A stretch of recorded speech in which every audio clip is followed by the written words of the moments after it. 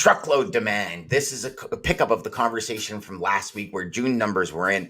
Today, we're going to talk about the truckload demand and what those numbers mean and what it means going forward.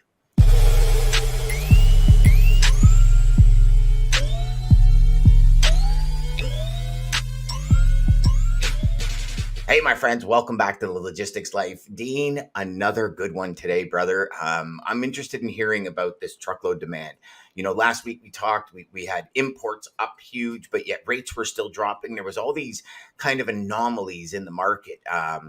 And the truckload demand, I think, is going to put a few of these anomalies to rest. I'm hoping anyways, because some of the stuff that we shared last week, if you're looking at it just on this surface, it doesn't make sense, right?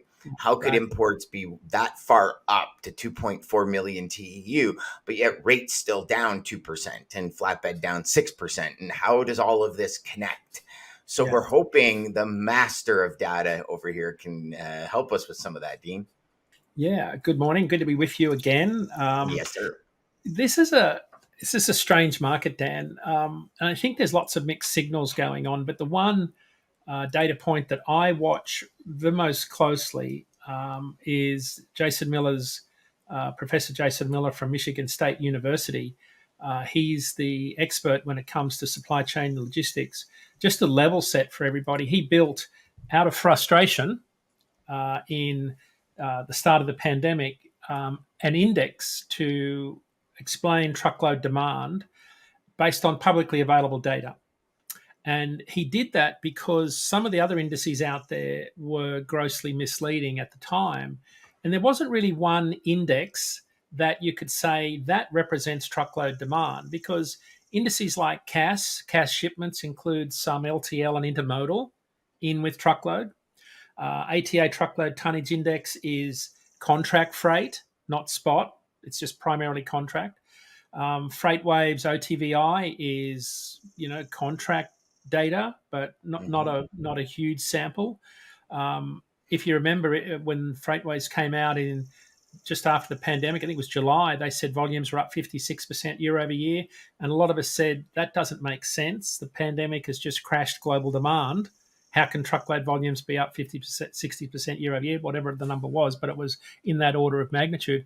So Jason built an index based on 41 freight generating commodities, right, based on publicly available data.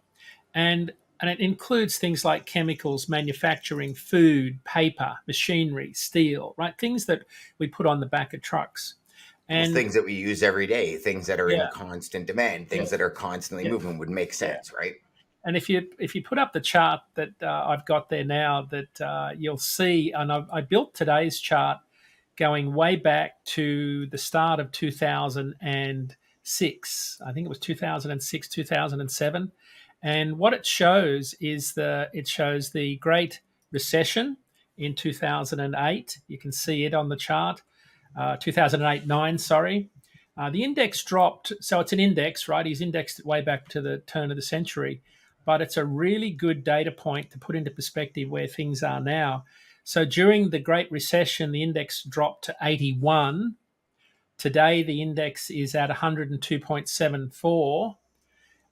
During the bottom of the pandemic, it was 85, right? So if you see on the chart there, you can see the Great Recession on the left at 09. You can see the April 2020 drop in truckload demand.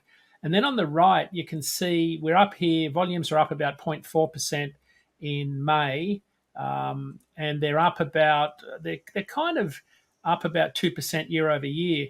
But if you look at the line that goes across there, if you draw a line right across to the last quarter of 2018, last month's volumes are identical to where we were in the last quarter of 2018. Which was a very good year for trucking. We were on the downslide, though, in the Q4, right? Remember, we had a very busy bull market in the first half, driven by changes in depreciation law, tax law, an oil rally. We also had rebuilding effort from the two Cat 5 hurricanes in 2017. It was a really strong industrial economy. And flatbed did the best out of that market. But if you remember what happened in Q3 of 2018, also, we had a record number of truck buys, truck orders, trucks and trailers. So if you think where does the freight market right now in terms of truckload demand, it's pretty much where it was in Q4 of 2018, but we've probably got 30% more trucks on the road than we did then. Mm-hmm. And that's why you've seen downward prices. You asked me last week about why are we seeing, why are, if capacity's exited, why aren't rates going up? Well, the reality is there's still a lot of capacity in the market. So to put Yes. some numbers around this, Dan, the ton mile index shows that we're still traveling along the bottom of a trough. When you look at that chart there, you can see that we're kind of bouncing along. The trough has kind of been there for, you could say, for almost a year. There's been a few up and down movements over the course of the time, but truckload demand is right where we were in that last quarter. And there isn't much sign of volume recovering this year. Metallic manufacturing accounts for non-metallic mineral products account for about 5% of truckload demand. It's the third largest manufacturing sector contributing to truckload demand. That sector's given up all of its post-COVID gains, and that's consistent with things like slower construction activity and a decline in oil drilling that we've reported on in recent weeks. Mm-hmm. So what you're seeing, Dan, is a fairly flat market, but it's very close to where we were in 2018. So that's just truckload demand. If you look at another indice, which is the Cass Shipments Index that came out, now Cass is a freight payment system. It processes the payments for shippers. I think it's in the order of 30 some odd $billion in freight spend. Cass shipments came in, it was down 2% in June, but down about 6% year over year. Tim DeNoyer that writes that, his comment was it fell 1.8% month over month to a 4-year low. He said if there's a silver lining in anything, this is starting to look like a real bottom in the freight market. And he's a good economist. He attributed it to slowing economic growth. Goods demand is still broadly flattish. And we talked about this last week. They see the insourcing of freight via private fleet capacity additions as the main driver of year-over-year declines in for-hire truckload volume. So if you've got to say to yourself, okay, where did most of the carriers join the market during the pandemic? For-hire truckload. Yeah. Right. So that's where the capacity. Sorry, I have to edit that out. I dropped the can. That's where you're seeing the excess capacity is the long haul truckload sector, right? Not short haul truckload, not necessarily specialized. I can put some numbers around it across all trucking segments. If you look at the Fred database from the St. Louis Fed, those data are publicly available. The Producer Price Index, which is the value of goods that producers get for their services, trucking rates are down 1% in June. If you look at general freight local, they're up 4.6% year over year. So local carriers are doing well. They're up almost 5% year over year. These are rates, right? So if you look at general freight long distance truckload, so if short haul local is up 5%, long haul truckload is down 4% year over year. If you look at general freight long haul LTL, right? So this is long distance LTL, up 4.6% year over year. If you look at local carriers, specialized local, so these would be specialized local carriers, machinery haulers, those sorts of things, they're up 5% year over year. Whereas specialized long distance carriers are down 4% year over year. So you can see a real split in rates around distance hauled. So the people that are doing short haul, regional, specialized, truckload, LTL are doing exceptionally well. It's the long distance sector that's really struggling right now. And that's what the rates are showing, is that when you get into the longer distance, that's where the rates are struggling, because I think that's where the excess capacity is. Because to come back into It's where everybody wants. Right, And that's where sorry to interrupt you, Dean, but it's in working with a lot of carriers, Yep. it's my guys want miles, my guys want miles, my guys want miles, and But I often have the conversation right. of, guys, I understand. Like, I mean, it's been like this since I can ever remember, anyways, where it's Right. like, no, guys want, the runs to Texas, they want the runs to Arizona, and I'm talking specifically from like Right. Ontario, Canada, Right. not Ontario, California, yeah, like we talked about last Yeah. week. Yeah. But it's like they want these big miles, and they want like one really big mile and maybe one short mile trip a week to make Right. their miles for the month. Yep. And I often have the conversation saying, well, what makes you think that's the best route? Yep. And it's funny because 99% of them come back and saying, well, the more miles, the more money. And I go, no, not necessarily.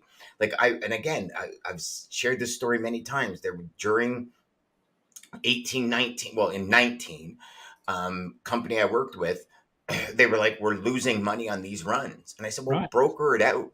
Right. Go pick up the freight. You're getting great money head haul. Your Right. back hauls are not giving you good money because you're going to the spot market. It's sporadic. It's not like you're delivering there 3 times a week so you can organize a customer bringing you back 3 times a week. Like your team's scattered as to where they're using their focus to sell. Right. And they started making like 42% more profit by brokering it out because they would use somebody that had a connection down there to get them home. Like, and they don't have to worry about it. So it's like you Wow. make all this money on one part of your triangle, for example, and on the second or third part, you lose your arm and leg, which makes it Right. overall not profitable. Right. And and I'll be full transparency, Dean, that's probably the hardest concept to get people to see. It's And interesting.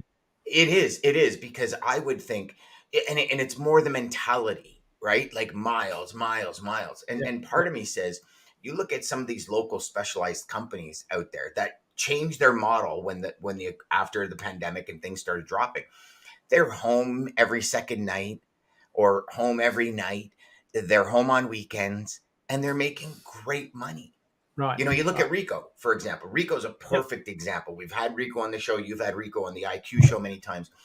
His whole philosophy and the way he runs his business Yeah. is ideal for these local specialized companies, right? Like, Right. I mean, you Right. think about it. He's running, he's working hard, but yet he's waiting to get loaded. He's sitting on podcasts. He's Yeah. he's having a good time, and he says, "Dan, my home life is awesome.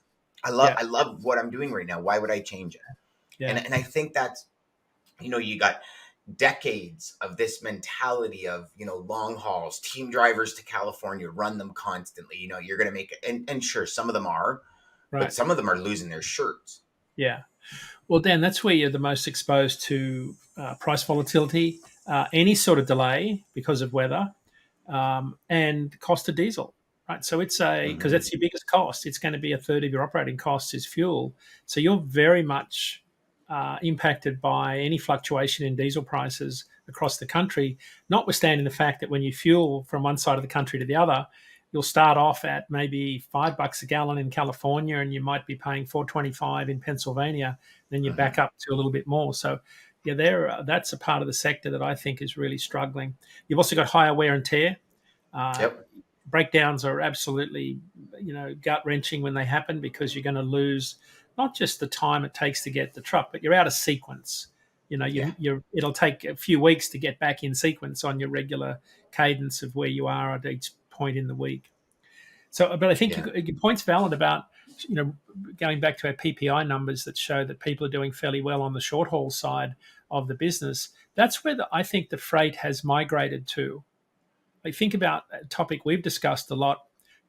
A lot more warehouses have been built closer to urban populations. So Yeah. that's a lot more construction, a lot more machinery is getting moved, a lot more cranes, a lot more plaster, plywood, steel, all those sorts of things are moving locally and regionally. It's also where most of the freight gets moved, right? So if you think about Hmm. I think 75% of your freight gets moved under 100 miles, like typically across the course of a year. So it's where most freight gets moved. The smallest percentage of freight is really over 1,000 miles, but Yeah. it's where people tend to think about it. It's where DAT's sweet spot is sort of anything over 250 miles. You start to get into an area where you don't round trip, doesn't become part of the equation. Yeah. Unless you're running from say Ottawa to Boston and back, or Nova Scotia to Boston and back with seafood, you've almost got to price in the backhaul because you're probably not Yeah. going to Or get. like Southern Ontario to Northern Ontario where there's nothing Right. coming back, right? Right. Like, and especially when it comes to like a lot of Yeah. the Yeah.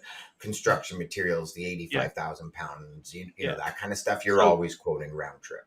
so one of the things I saw last week, I saw a real surge in truckload volume out of Pittsburgh to Sudbury.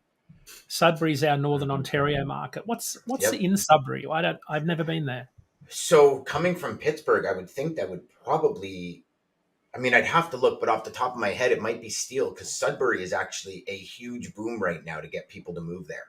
Is it really? Oh, it's still very cheap property. Right. Sudbury's becoming, the way I see it, anyways, or what my own personal opinion is, Sudbury, I think, is going to become that connection Right. between like Southern Ontario, Quebec, the Maritimes, and up into like Saskatchewan, Winnipeg. And the reason being is because most companies go up and over as opposed to going through the US and around the Great Lakes. They go up and over, right? And so that Sudbury connection is like that hub before you get into the, so this is probably won't make sense for a lot of people, but before you get into the real um, country out of the way places, and some people listening to this might say, Dan, Sudbury's way out of the way. But when you think about it, I can get to Sudbury in a couple hours from my house. Like, we go up snowmobiling at Sudbury all the time. And it's like Oh, you can go up there in the morning, snowmobile, and come back at night. Whereas anything past Sudbury is quite a trip. It's almost like a week trip instead of a day trip, right? I mean, you'd have to be really aggressive to go up and back in a day, but you can do it after you ride. So right. it's but I see tons of ads on TV in Canada for Sudbury. Like, come to Sudbury, the economic engine, and like you start getting manufacturing facilities up there, Right. everything up there becomes cheaper, right? Because right now Yeah. most of the stuff is brought in from Southern Ontario. So you don't have the, Right. $2,000-3,000 orders going up and down, right? Right. And Right. so you get some manufacturing in there and you get some of that development in there. It'll change that dynamic huge, Right. huge. So Dan, it's 400 kilometers Hmm. from Toronto to Sudbury. So Yep. does the Trans Canada Highway go through Sudbury? Yes. So that's what you were talking about. So it's kind of Hmm. it's potentially a staging point because then you could Yeah, use. So are you sort of saying that people would use that as a distribution point for? I believe so. I believe that's what's coming. I do, because if Interesting. you think about it, right? If you think about it, if Yeah. your distribution center is, say, in the GTA, Yep. right? So you're going to have, depending on traffic going up the 400 series highway, depending on, Yeah. you know, depending on how all of that happens, okay? Right. You are actually going to be coming through Sudbury, whether it be on the outskirts, staying on the outskirts, going through the main portion. Yep. And if you create an interchange, you got to think of the time gap that you're going to close to get product into that, early Western central market in Canada. Not Yep. only that, you stage it, you have an entirely new section of companies Yes. that can Yes. now distribute to Western Canada faster than a company dealing in the GTA, right? So I think it's a wicked connection spot for a lot of so people. if it's 400 k's each way, you could easily do that in a 12-hour shift with unload and Mhm. reload. Like if yeah, Yeah. as long as you don't have too many Especially drops. drop and swap. I mean, a lot of carriers do it. So if you look Yeah. at companies like Gardewine North, Yeah. they've got a facility in Mississauga, Yeah. and they literally do line hauls up to their Sudbury terminal. Right. From Sudbury, it goes across to Western Canada. So it's just Got it. line haul back and forth, trailer come up, trailer go down. All the Western freight comes into the Sudbury terminal, gets transloaded in the Sudbury terminal. I mean, when my son was in Kwasa hockey for his high school, and it was up in Thunder Bay, just Yep. northwest of Thunder Bay. So we actually trucked all of their hockey equipment because it wouldn't fit in the buses they had. Right. They were Right. using school buses to get up there. So we trucked all of their equipment to the Sudbury terminal. And Right. what they did is, instead of spending, 5-6 hours in a school bus with stacks of high school boys hockey equipment, which probably smelled awesome. Awful. They picked it up in Sudbury. So all we did was bring it all to the dock I was working at. We shrink Yeah. wrapped it, put skids Right. on the truck. The truck drove it up there. Now they only had an hour of it in the actual bus instead of 6 hours. You know what I mean? So it was like Wow. and again, it cost nothing to get it up there. That's Nothing. interesting. So, Yeah. Dan, when I look at our volume of loads moved, right, on flatbed loads from Pittsburgh to Sudbury, right, if I look at it over time, it has in the last year, so rates have gone from $3.04 to $3.38 per mile, excluding fuel. So they're $3.38. Peak of the pandemic, they were $4 a mile. But the volume of loads moving has doubled in the last year out of Pittsburgh. So you could draw the inference there that it could be steel related. That kind of volume of flatbed loads, you're probably 100% right, which supports that building activity that's going on up there for all of Yep. those sort of economic, reasons. It's interesting. I've seen cities like this become, I don't know, would it be is that a commuter distance? Do they run line runs on motor coaches yet to bring commuters in to say the outside of Toronto, or is it too far still? A little too far still. That's more the Aurelia area and more Yeah. people going up there. Yep. I mean, I'm sure, like, I'm sure Greyhound has service. For sure they do, right? I Yeah. mean, you can get anywhere in Canada on Greyhound and stuff. Man, I saw But it happen. not too sure about that. I saw it happen in New York City in the early 2000s when people couldn't buy land in New York City, or even in Philly, PA area, and commute into New York City. People were doing line runs. Big motor coach companies were doing line runs, overnight line runs, leaving every hour from way out in deep Pennsylvania, running 3-4 hours into New York City every day. Hmm. Hmm. I was doing risk management for an insurance company at the time, and there was some multiple fatalities, like multi-million-dollar claims, ejections, paraplegics, all sorts of horrible damage. And the motor coach company had underwritten it as a local bus company. And I started to look at it and say, well, heck, he's like a long way from home, and it's 3 a.m. I pretty much know what's happened. Driver's fallen asleep. But the business had changed because commuters had changed. The commuting distance had become longer because the price of properties had gone through the roof, and people couldn't find the affordability. So that's what's happening around Toronto. And I guess people are trying to get away from that 400 traffic, although the 400 goes to Sudbury too, right? If I'm right. Yeah, so I mean, it goes 411. Yeah. You can Yep. go up either way. Yeah. The 400 extension is now Yep. in play, and then after kind of that Barrie, Wasaga Beach area, Yep. it tends to tighten up. Like, it's no longer 4 or 5 lanes each way; it's like three Yep. lanes. I mean, the extension's really good, Yeah. and it's pretty much the only vein to get up there, Gee, Dan, right? like when Like, I look at it on a map, you're exactly right. Like it's almost as close from Toronto to Ottawa as it is from Sudbury to Ottawa. yeah, And then you've yeah, got a straight shot across to Montreal and Quebec City and the mhm, Maritimes. So yeah, Sudbury yeah. actually I makes a mean, lot. it's a very strategic point. If ever there was a definition of geographic anality, this That would would be be it. Sudbury. Sudbury.